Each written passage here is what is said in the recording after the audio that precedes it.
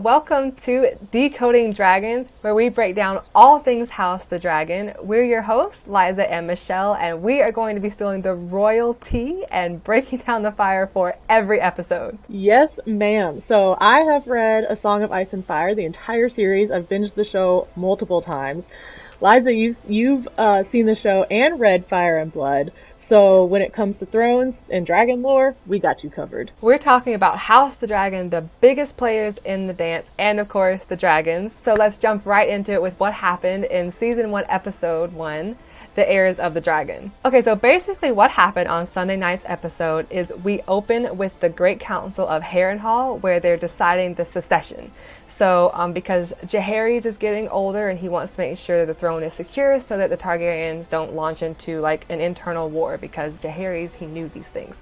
So, they pass over Rhaenys and they go to Viserys, and that's how he becomes king of Westeros, and they introduce his daughter Rhaenyra, who is his eldest daughter at the time. He and his wife have no living male heirs, and the Great Council of Harrenhal decided that it should always go to the male heir for the Iron Throne. So he doesn't have any male heirs at this time. So his wife is currently pregnant, and they're throwing a big tourney to celebrate what they're really hoping is the birth of a boy. And so, but unfortunately, while the tourney is going on, you've got all this big action with the joust and everything. It's flashing back and forth between the tourney and inside the castle, where his wife Emma is going into labor, and the labor is very, very difficult. And Viserys has to make the impossible choice of, does he save his child or does he save his wife? So he chooses to save his child and loses his wife during childbirth, and unfortunately, very, very sadly, the baby dies shortly thereafter. So he's gone through this huge traumatic experience, but his high council is breathing down his neck about how to establish the succession. What happens if the gods visit some other calamity on you, and now we have no king, you have no male heir? So some are going for Daemon, some are going for Rhaenys, but what he eventually decides is to name his daughter Rhaenyra heir. And the episode ends with her, as we see her in the trailer, turning around, and the Lords of Westeros are swearing their fealty to her. And she looks up at the camera like, boom, I'm here. So that's like the super, super quick breakdown of the first episode. Me and Michelle are going to jump into our initial reactions. Michelle, tell me what you thought about the episode. First of all, that was a really good recap. I tried. Yeah, no, that was great. So, second of all, ladies and gentlemen, we have returned to Westeros. I am so excited. Okay, so initial reactions. I unfortunately had to watch this on my phone screen, so I haven't seen it on TV yet. But that did not keep the goosebumps from coming. When we first opened and we had the shot of Rhaenyra riding her dragon, and then it was the immediate shot of going straight over Westeros, going into the dragon pit right next to the Red Keep. Like, give me my fan service. Like, that's exactly what I wanted. To open up with just dragons and the Red Keep and freaking dragon pit in all of its glory. And in general, so the initial reaction was, fuck yeah, we're back. Same. Actual reaction to the entire story. So I had no idea where the story was going to go, obviously, yet. The entire episode had so much in it. So much story, so much character arc. King Viserys, the way he just did a freaking 90-degree turn from his first opening scene in the entire show is him making a joke. And then he closes it by, like, banning his brother from King's Landing. And then naming, like, besmirching him, basically, from being his heir. And yeah, that's all in 60 minutes.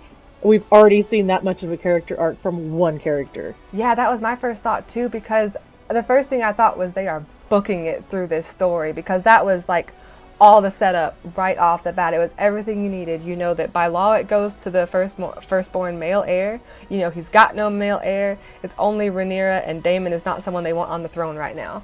And they just went through the whole thing. Also, they knew what we were here for. One of the opening scenes after Harrenhal is a dragon, and we're just like, yes, thank you. You know what we want, right? So, but I agree. I thought they were booking it through the first part of the story, but the pacing was really well done, and the way they, I think they introduced you to the essence of Thrones very, very well, because everybody who watches Thrones knows that it's full of action and these epic set pieces, but it's also a very intimate show about characters who are going through either very difficult things or have to make very difficult choices. And right off the bat, you've got the action at the joust combined with the choice of do you save your wife or your child. And it was heartbreaking. I was like, how do you even make that choice as a person on this earth? That's mind-blowing. Yeah, and you bring up a good point. Like, kind of the bottom line of all of the Game of Thrones, even episodes prior to this one, it's mostly about family. I mean, some people are going to be like, well, duh, it's a family show. But I'm like, no. Not, first of all, it's not a family show. Meaning, No. like, family is a big plot point in all of the episodes. But if you think about it, family is the show. So the entire show is revolving around keeping your family name and your honor. And if you're not honorable, then you're a bad person. And then if you are honorable, you still get your head fucking chopped off. I'm sorry, Ned. Spoilers, hashtag. But you bring up a good point, right? So we are figuring out all of this familial thing with the Targaryens, but the entire show is going to be, the baseline is going to be family and where you stand with your honor with the family. Agreed. And that's actually a super good segue into our first section because, like you said, it's all about those family ties. It's all about the blood. And we are going to get into the juice, the tea of Westeros, which we all know it's a violent show, so we're calling it the blood section. So we're going to jump into what Michelle thought about it as a show fan who's seen Game of Thrones and is going straight into House of the Dragon with no idea where the story is going. So we're going to get into it.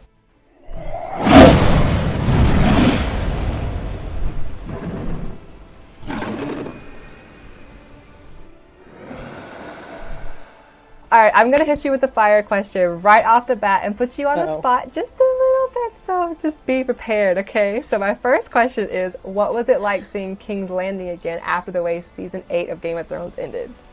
Oh, dang. All right, girl.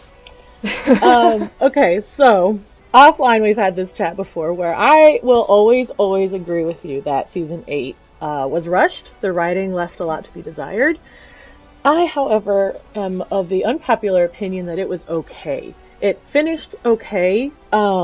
We obviously only knew the Targaryens at that point in time as Daenerys from Season 8, and then a lot of people disagreed with her character arc of going batshit crazy and burning everything down. Basically. But then, they say the gods flip a coin when a Targaryen is born, whether they're going to be a mad queen or king or not, or if they're going to be normal. And so we kind of watched her dive down into her becoming a mad queen like her father was the mad king. So to answer the actual question, it was amazing to see King's Landing after Season 8. So we got to see it in its glory again, but one thing that I really noticed was how warm it was. Like, it was welcoming. It wasn't cold. It wasn't this desolate flea bottom like place that nobody wants to visit. They were trying to say that it was a little bit like the crime activity is apparently high. That's why they created the Gold Cloaks, which we know from the show that Jaime Lannister was the head of the Gold Cloaks when Game of Thrones opened. But the Red Keep itself was warm and inviting, and there were people bustling around, and it wasn't this cold and like heartless place that we knew it that when the Lannisters were in charge of it. Agreed. And they have a scene where I think Rhaenyra is walking through the courtyard that Cersei paints the map on. And I agree, it didn't feel like it did when like Cersei was in power and Tywin was there. It felt like everyone felt very happy and hopeful at the beginning of the episode. I totally agree. So that actually brings me to my next question. What character stood out to you the most? Okay, so I think for me, I was thinking about this during the second watch through I did of it, and I was really impressed with King Viserys. You could tell he was a warm and a good king, and now tragedy has struck, and they obviously say, it's been 10 years since he's been king, and they open it by saying Jaehaerys has ruled over, 60 years of calm times and prosperity and abundance. So you can tell there hasn't really been a lot of strife yet. And then once tragedy kind of strikes in this episode, then you see Viserys kind of take that turn, so you immediately go, is this his downfall into madness because he's a Targaryen? But I just really enjoyed his character arc. He stood out to me a lot in this one. Agreed. And I love how they give you that bit of dualism in his character. He starts off telling the joke, but at the end he's super pissed at his brother. And I also like that one touch they gave where it's like he had a cut that wouldn't heal from the Iron Throne, and I was like, foreshadowing. Right. Right. No, I totally agree. I think Viserys definitely stood out. Also, Otto and Corlys's drama stood out too, and we can get into that later in our fire section where we're going like deep into like book lore for the show. We talked a little bit about the courtyard that you see them walk through. We talked about the dragon pit. They're flying over King's Landing. So what were some nods you saw to the original show going through it? So I love this question. There were a lot of musical cues, which we're going to get into. Yeah. There were tons and tons of musical cues to the original show, but they obviously showed you, one of the obvious ones is going to be the cat's paw dagger, which I also want to get into a little bit later. Yeah. I love that they had the Balerion the Dread Skull, right? Because we just know it as it got shoved into the basement because Cersei was butthurt about it. But now he's out and he's now out and like being honored, and they kind of appreciate him a little bit more. Gosh, I feel like there were so many. One of my favorite things, honestly, were all of the familiar locations that they named and all of the familiar names. We're back surrounded by our friends / enemies, you know? They're talking about the Vale, and they're talking about Dragonstone, and they're talking about the Starks and Winterfell and all of these things, and it's just like, oh yes, we're back. So, but it just felt like you were going home, you know? Like, Westeros feels so alive and real. And like you said, King's Landing is just bustling. The Red Keep is full of activity. And everyone's happy to see everyone, which is something we did not see in Game of Thrones. They were not happy to see each other in the Lannister family, with the exception of baby Cersei and Jaime. But we don't talk about that. So, we don't talk about it.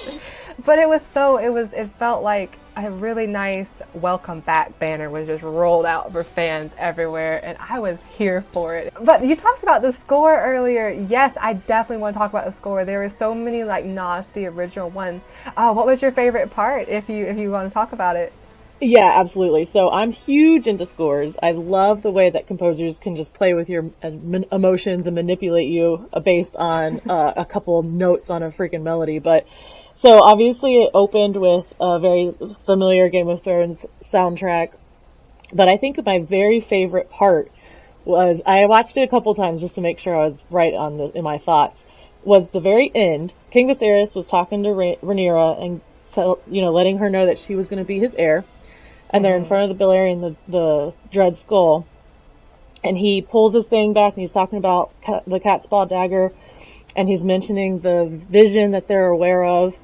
And as he's saying she's going to be the heir, they actually took it back to season 3 of Game of Thrones, the Misa episode, which is the season finale.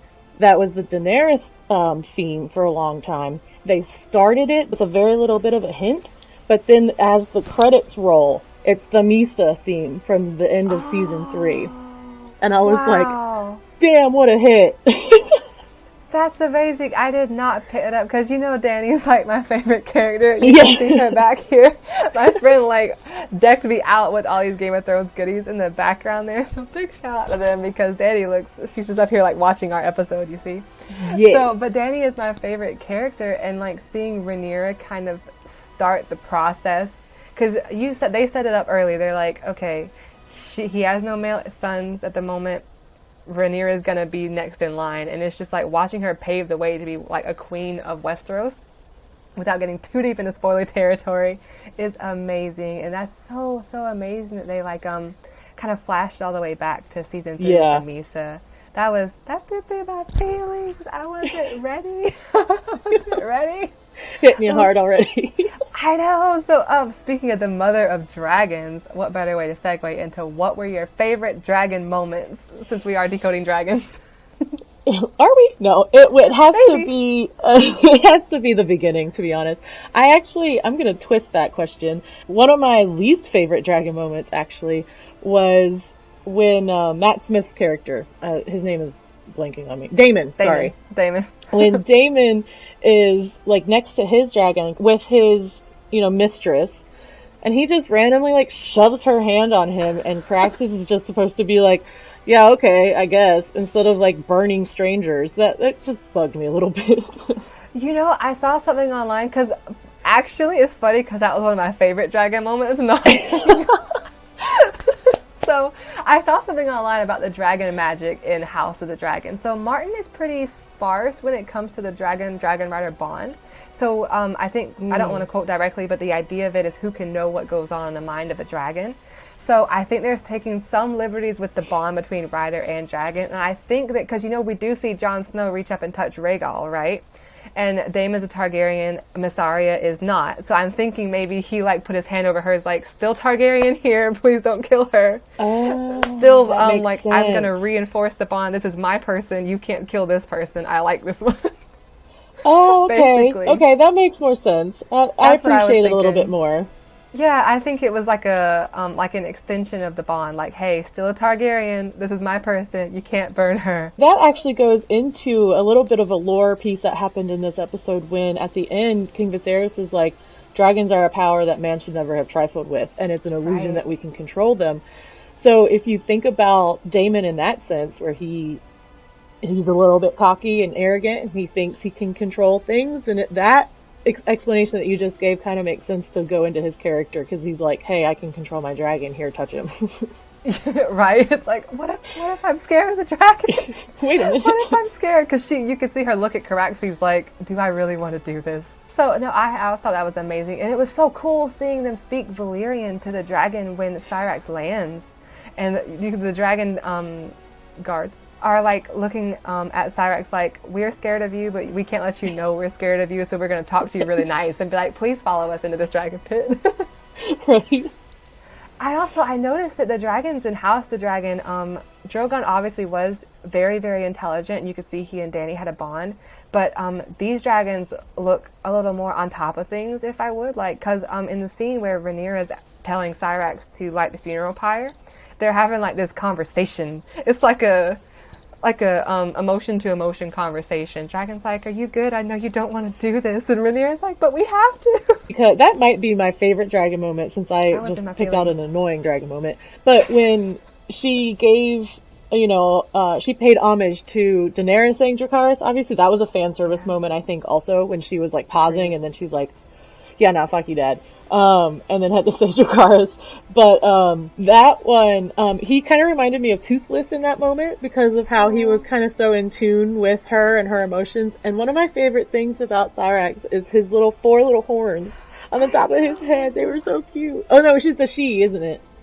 Yeah, I think Syrax is a she-dragon, yeah. Yeah, on her head, she looks so cute. I thought so too, like, it makes her look so friendly, and like, obviously no dragon is really friendly, but it kind of like, they resemble a little bit, her and Rhaenyra kind of, you can tell the vibe is there. So I also want to point out they're deviating from the dragon designs. I know you and I talked about it off screen, but Caraxes does have a forked tail, and I don't know what you would call them, but there are mini wings on the back legs too, so they are deviating from the original dragon design, and I think that's such a cool way to show the amount of dragons that are alive at this time, and the genetic pool is more diverse. It's not just the three dragons that all look the same. Like, there's been more than one set of dragons around here, so the dragon pool is more diverse because they're going with the bloodworm for Caraxes, where he's all like snake-like and spinny and stuff. Oh, okay, that makes sense. Okay. All right, so now that we're talking about dragons, we're going to jump into the fire section of the show, and that is talking about all the epic lore from Fire and Blood that is fueling House the Dragon, and Michelle is going to grill me with a ton of questions, so let's get into it.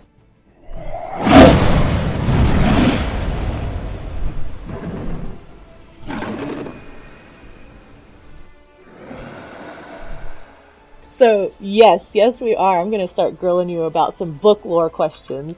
I'm ready. One of the things I wanted to ask you specifically, because I know how excited you were to see Jaehaerys. I know we spoke off screen. Jaehaerys is one of your favorite characters. So, what was it like seeing him finally and be the opening scene? It was so good seeing Jaehaerys, because basically what happened is it was like Aegon, there was another king, and then Maegor took over, and Maegor was horrible. He was like the worst king the Seven Kingdoms has seen before. He was terrible and vicious. And then Jaehaerys actually takes that rule after him and does a lot of the repair of Westeros. He works very, very hard to take care of King's Landing, to go throughout the land. He and his wife, Alysanne, had a really good standing with everyone. But what happened was right before the show starts, his two oldest sons die. It's like one right after the other. One of them, I think, is shot by an arrow, and the other, I think, had appendicitis. So all of a sudden, secession was like, boom, no one knew what was going to happen. And you had Rhaenys on one side, who was the oldest child of his first son, and Viserys, who was the oldest child of his second son. And they had the council to, decide precedent, like what happens when you have two different heirs. Does it go to the firstborn daughter like it never has before, or does it go to the eldest son like it has before, but now the birth order is out of whack?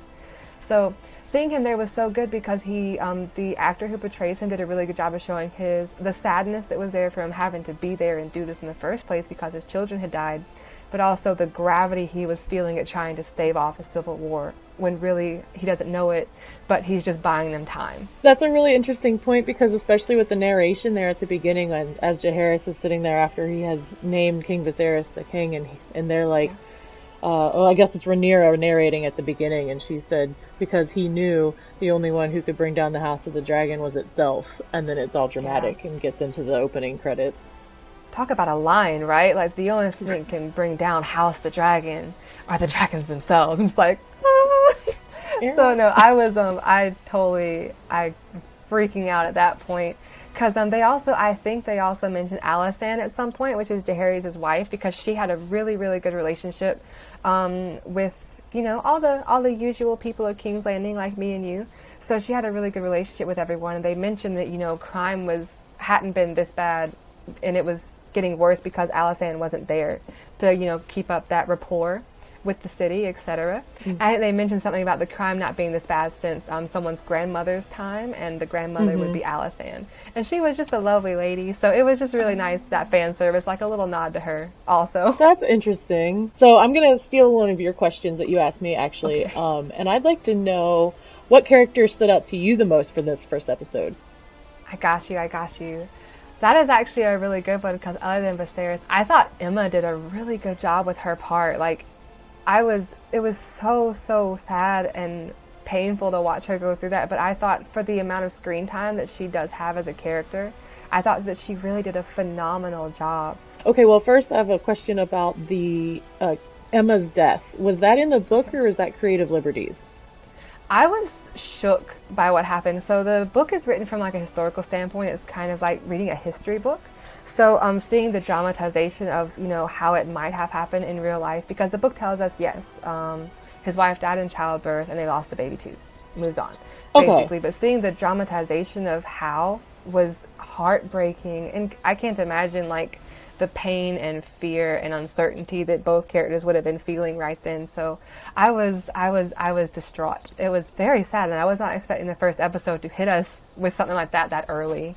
Right. But it sets up the entire series. That's one thing that I was really impressed with this entire episode, was it sets up everything you need to know about what the series is going to be about. Even if it's the tiniest little nods, like the strife between Daemon and Kristen Cole, right? Yeah. It started that. And you already see Corlys, Valerian siding with Daemon, and then you see the Daemon and Otto issue, and you put little pinpoints in everything that's potentially going to happen in the future. Oh yeah, the tension was so good. But especially between the council members, where you've got Daemon, Corlys, and Otto, the tension was so good. When Daemon makes that jab about Otto's wife and he stands up like, "I will fight you," I was like, ooh, somebody's getting beat. One of my favorite moments at that High Council meeting was when Daemon was talking about his wife and basically made the maester clutch his pearls, and he's like, oh, good lord. Everybody knows Daemon is bored up in the Vale, and he's not a nice person. So we're just gonna say it how it is. Daemon is not a nice person. However, he's bored up in the Vale, and they all knew he would be, and so he's just like, "You're not sending me back there. I hate it there. Please don't make me go." Right. So, and also Corlys, you can see his aggravation at the entire situation, because it legit should have been his wife who was reigning queen. Oh, yeah. And Corlys is like, I hate all of this, but I have to play the game. So how can I make sure I hate you and that I have this opinion while also staying here on the High Council? So the tension was so real throughout, absolutely. And I also like the nod they gave to Emma's statement earlier when Rhaenyra comes to check on her, make sure she's doing okay. She's like, like their battlefield is, war and fighting, and our battlefield is birth. And Rhaenyra is like, that's not for me. I was getting major Arya vibes right there. But I love the way the show made the nod to that during the joust with Daemon and the birth with Emma. Like, it's just like there's two sets of wars happening, and they're both equally dangerous. So that leads me back into my next question, because you brought up Rhaenyra going to check on her mom, and who's obviously super pregnant, and your senses can be like over dramatized when you're pregnant. And so she kept saying something like, you stink like dragon, you need to go take a bath. So what do you think a dragon smells like? If I had to guess, I would think it's a mixture of horse and rock because of their scales, and that like the smoky fire smell, because they've got and like campfire. Like campfire. I think it smells like if you had a horse next to a campfire on a mountain. There we go. It kind of makes me think of the potion in Harry Potter, the Amortentia potion, that it smells like whatever the person really wants it to smell like, that you're in love with. And Hermione's is like fresh parchment and freshly mowed grass and spearmint toothpaste because she's in love with Ron. Right. But anyway, that was a super side tangent. But if you want your dragons to smell like campfire and rock. Well, they have, a lot of fandoms have candles that'll make the smell of, certain characters in the fandom. Oh yeah, I have several behind me for Harry Potter. Yeah, so part of me is hoping they're going to make one for the dragons, and we can have like a Cyrax candle and a Caraxes candle and a Balerion candle. If anyone who does that is listening to this, please make dragon candles. We will buy them. We will buy all of them. I need to know. I need to be able to light it and be like, yes, I am in Westeros. There we go. Yeah. Which, actually, you're doing a really good job at helping me segue into my question. Oh. My last question for you was actually going to be, what did you think of what Caraxes and Cyrax looked like based on the descriptions that they gave from the book? That is a really good question. I like it. So, I'll start with Cyrax. So I think Cyrax is like a greenish yellow dragon in the books. And I think they did such a good job because there are a few illustrations that kind of go, from like the Song of Ice and Fire calendars, things like that we know like on the fandom wiki, the Song of Ice and Fire wiki. So Cyrax looks really good, and you can also tell that she's young. So because what happens is Targaryens, when they have babies, they'll put the egg in the cradle with the baby, which has turned out badly on some occasions. It is not a safe practice. However, they do it. So it's not safe. Don't do that at home, kids. So, so the dragon kind of grows as the child grows, and by the time the kid's old enough to ride, the dragon's old enough to fly. So you can definitely tell that she's still young. She's still kind of slim. She hasn't really developed all of her muscle yet. And I loved, technically the dragons in Game of Thrones are wyverns and not like the four-legged dragons, but I love how they walk. Like, I love the wing walk that they do. It just looks so menacing, and you're just like, I want to run. I'm not in the show, but if I was in the show, I would run. So Cyrax looks amazing, and you can see the sun through her wings. It's beautiful, and they did a good job showing you what it's like to fly a dragon. You're in the clouds. It's this big free feeling. Oh, and yeah. Caraxes looks so good. Okay, so Caraxes is my fan favorite dragon in the show. You're definitely gonna get that because I'm gonna talk about it nonstop. But they're going with, his nickname is the Bloodworm because he's vicious. They sort of take after their writers' personalities a little bit. So Caraxes is battle tested, he's vicious, he's got an attitude, and he's named the Bloodworm. That's his nickname. So with like WYRM. So you can definitely see they're giving him like that snake-like body. He's got not rudders, but whatever you would call the wings that help the direction at the end. He's got a forked tail, which you're gonna get smacked with at some point. Right. He just looks brutal. And if you're gonna have a dragon, they need to look brutal, in my opinion. Unless you're an animated dragon, you need to look like you could take somebody's head off. If you get smacked with his tail, it'll be a double smack, and he'll at least get you with the second one. I know.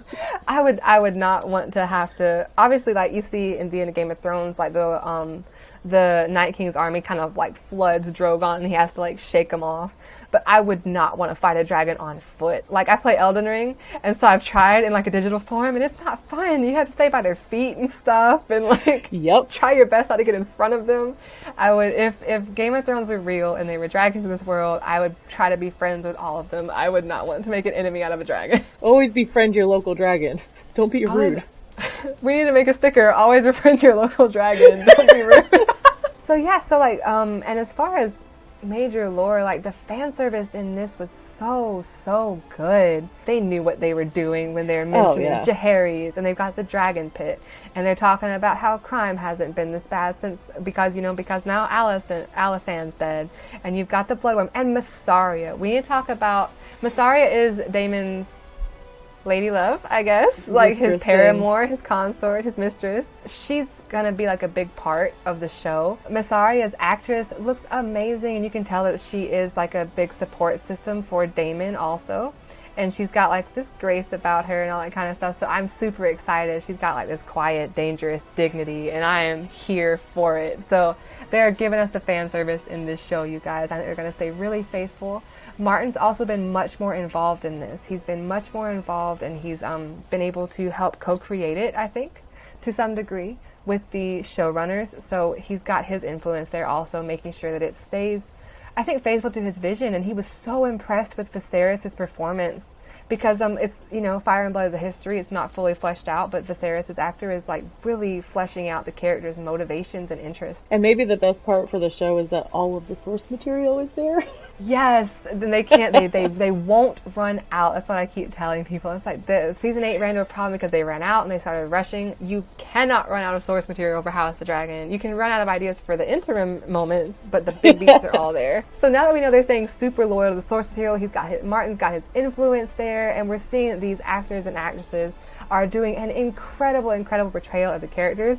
Me and Michelle are going to jump into what we think is going to happen in the next episode, and we're calling it our Dragon Dreams prediction, which, because for those of you who don't know, Targaryen Sunnas have what's called Dragon Dreams, which are like semi-prophetic visions, and that's what Viserys was talking about when he said, and they made it canon, that Aegon had a thought, he had his dream that the long night was coming, and that Targaryens needed to be there to help fend it off because they'd have their dragons versus the night. And that goes way deep into like Song of Ice and Fire lore and the different prophecies there. So we're calling our predictions the Dragon Dreams section. So we're going into our Dragon Dreams.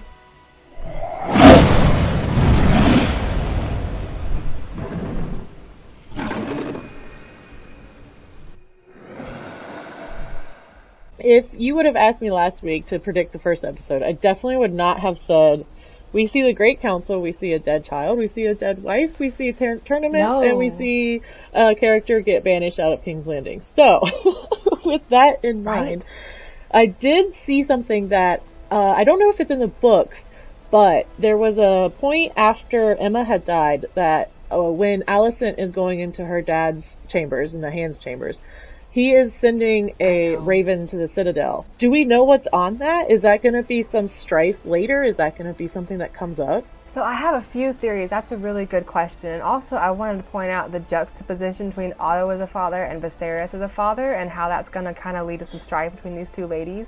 Because Viserys named his daughter Queen, and Otto, which was a horrible parenting decision, was like, yes, please go seduce the king after his wife died. I was like, oh my gosh. That's like a big juxtaposition. You can see the way Alicent looks at Rhaenyra afterwards while they're preparing. She's like, your dad made you queen, and my dad's trying to make me queen the other way. And I was like, ooh, that's bad. That's so bad.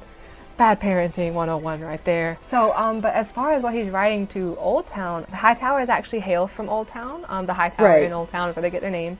So, and he has, he's not the oldest son, so I think he has an older sibling who's there ruling. And I'm wondering if maybe he's writing to Old Town for some sort of blessing, maybe, about Alicent and Viserys being together. Or he's plotting something with an older brother, because basically Otto wants to get as close to power as he can, more or less. His motivations are more varied, and they are deeper than that, but eventually the actions lead to him wanting to, hold power as much as he can.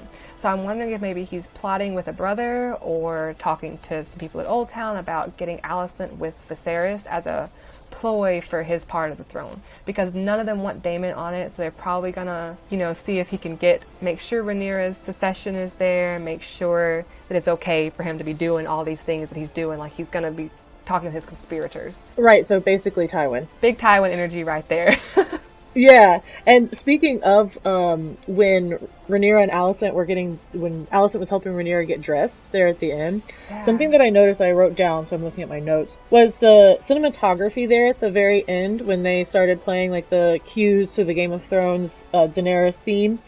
But one Yeah. thing that they did was as they were giving the speeches for Corlys to pledge fealty, and then they brought on the other High Tower to pledge fealty. As they were saying, they pledge fealty shall defend them against all enemies without deceit. They showed Alicent specifically, zoomed in on Alicent, and then they also specifically showed Daemon and that moment with Mysaria and the dragon. So I feel like that was totally on purpose Oh, to kind of start absolutely. planting that seed again that these things are going to be issues. And then the best nod that I had was as Viserys is talking to Rhaenyra about it, and he grabs, the cat's paw dagger, and he's talking about the Yeah. long night that's coming, the long winter.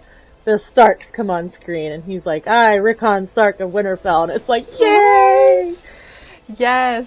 No, I agree, and I think we are going to see more of those seeds planted in the next episode. I think we're going to see Alicent and Viserys grow closer. You know how that is. So I think we're going to see some of that. I think we're probably going to see some more of the Valerians, because eventually Daemon, who is very unhappy in the Vale, gets to be with one of Corlys' daughters. So he gets to kind of be with Lena. So I think we're going to see them, and they're adult because they're children at the tourney. So I think we're going to kind of see a little more about the Valerians, even though they might not be adults at that point. A little bit more there, and I think that we're going to see those seeds of division planted because, and we might see, because he just took off with Mysaria, well, we might see the scene on Dragonstone where Daemon has a sword pointed Otto, because what happens is Mysaria is pregnant, he goes to get the dragon egg, because they're Targaryens, he's going to give the baby a dragon egg, and then Viserys is like, oh no, you do not give away dragon eggs, you do not take them overseas, they are a power man should never trifle with, and we are not giving them away. So I think that's probably what we might see that scene in the next episode. So when do you think they're gonna go straight into older Rhaenyra and Daemon? And like, do you think we're gonna get like maybe 2 or 3 episodes of establishing characters, or do you think they're just gonna jump right into it? Hey, now Rhaenyra is the heir, and Viserys is super sick, so let's make them older and doing things. They're moving much faster than I thought they would, so I'm so excited about how they're going to fill the story in for these 10 episodes. I think that either halfway through or a little before halfway, they'll flip it to the adult characters. Yeah, that's when all the super juice happens. I'm gonna call it the super juice. That's when the super juice happens, and I think that we're gonna get maybe 3, maybe 4 episodes of their younger selves, because we still have to see that scene with the feast. We still have to see the feast scene. So I think that we're gonna, maybe halfway through, I think it would make most sense to kind of do it around that point. So next episode may be like the celebration feast of Rhaenyra becoming heir. So maybe that's what that big scene is from, instead of, we originally were thinking it was a wedding scene potentially, but it might be like the celebration of Rhaenyra becoming the actual heir. Oh, but maybe not, because Daemon is there in the trailer, isn't he? My theory is that Rhaenyra is looking at Daemon because throughout the show, throughout the book, there's 3 people that are talking and telling the story, and one of the characters, whose name is Mushroom, gives kind of the more salacious, promiscuous history, I suppose you could put it that way, but there's a big chance that he's the most right out of all of them because he was there for a large bit of the portions of the story. So there's obviously, you can tell by the necklace scene that Daemon and Rhaenyra have a thing, some sort of something. It's cringy and gross because she's much younger than him, and also the Targaryens are nasty because they're incestuous. It does happen in the show, however, so the fact of the matter is that Daemon and Rhaenyra have a thing. So I think at the wedding scene we're going to see a little more of that, because you can see she's giving somebody the side eye and Daemon's giving somebody the side eye while she's dancing with Laenor. So there's going to be a lot of relationship drama happening in this show, and it definitely serves to move the plot forward. Yeah, so next episode we'll probably have a big celebration feast. I wonder how quickly the sickness will spread on Viserys from getting cut by the Iron Throne. Curious about that, because really it almost sad. looked like grayscale, to be honest. I know, it looked nasty. I thought that's what I thought first of all, and I was like, that doesn't make sense. Why would it be grayscale? He doesn't go anywhere. And then they said it's the unhealed cut from the Iron Throne, which is a big nod to the fact that his days on the throne are numbered, because the throne, they say that whoever cuts himself on the throne is it's been spurned by the Iron Throne itself, because a king should never sit easy, said Aegon. I don't know. I think you're going to slowly see his decline, because he just cut his hand at the end of this episode. So you're going to see his decline. You're going to see Alicent make her move, or many moves. and you're going to see some dissension start. Those are my Dragon Dream predictions. Viserys is going to get a little sicker, Alicent's going to get a little more ingrained. She's going to make her moves, and Daemon is going to be somewhere being really bored, while Rhaenyra is preparing to be queen, I suppose. I'm already here for the Alicent Rhaenyra drama that's probably going to happen in the next episode. Yes, because that's always definitely going to be like a point of contention there, because her mom just died, and Otto just sent his daughter in there, and how do you explain that to your best friend? Like, there's going to be a lot of turmoil and emotional pain that's going to be happening. And while it's going to be very unpleasant for the characters, it's going to be very entertaining for our viewing experience. Boy, if Otto doesn't sit his ass down in the corner and relax. Right? It's like, give it a day. Like, give it some time. Don't be a dick. But clearly he's got Tywin Lannister energy, and he's doing everything for the sake of family. So yeah, and what did he say too when he was talking about Daemon? That was like, the gods have yet to make a man who's too impatient for absolute power. And it's like, that was a good line. Plot twist, he was talking about himself. But, okay, so, and I'm looking forward to our future discussions, because Daemon is an interesting character, because for those who have read Fire and Blood, I don't want to spoil too much for you, but everybody knows that Otto was not on the mark with that one. Like, in the long scheme of things, Otto is not on the money with it. So I'm really interested in seeing how they flesh out Daemon's motivations throughout the show. Interesting. I'm excited to see it. Yeah, well, let's go ahead and wrap it up, because, if you're like us, you're going to be rewatching the episodes, so you need time to do that. So we're going to go ahead and close off this episode. We'll be back every Tuesday on CouchSoup.com to recap the latest episode of House of the Dragon. So be sure to hit that like button. Let us know in the comments what lore you would like us to dive into next. And we will see you next week with all the juicy fire and soup.